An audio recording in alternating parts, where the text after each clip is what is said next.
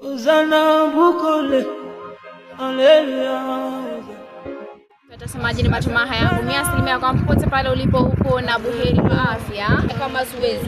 Naam, tumekuwa tukipita hapa moja kwa moja tukielekea upande wa Kokwet pale kwa ajili ya uwezeshaji yake Dan Kosgei, na kwa ile harakati ya kupita hapa tukaweza kuwapata watoto hawa hapa wakifua. Naam, na kama unavyo maizi ya hali yao, wapenzi watazamaji, ungekuwa na ule utu kwa kuwasaidia. Naam, unaitwa nani lakini? Simama kidogo tueleze kwa majina. Unaitwa nani? Hapa ni kwenu?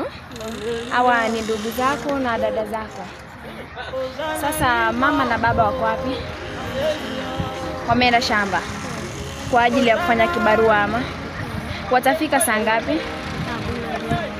Sasa mmekula nini ama mmepata chai yoyote?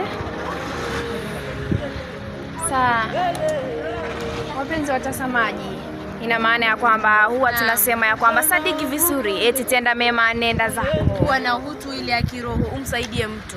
Naam, maana ukiona hao watoto wako yani ni wachanga sana mno. Naam, na unaona, hebu wacha tumuulize kwao. Vipi, umeenda shule? Simama hivi. Umeenda shule? Naenda kwa masomo. Lakini sasa hivi hujaenda mwaka hii, si ndio? Naam, ni hivyo hali hiyo mpenzi mtazamaji, inaumiza sana.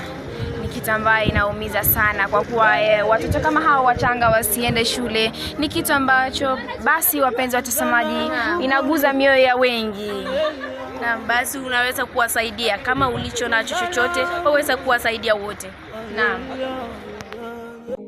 Uzana bukole, haleluya. Uzana bukole, haleluya.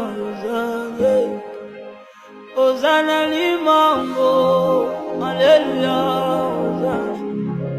Uzana limango, haleluya. Uzana maombi, haleluya.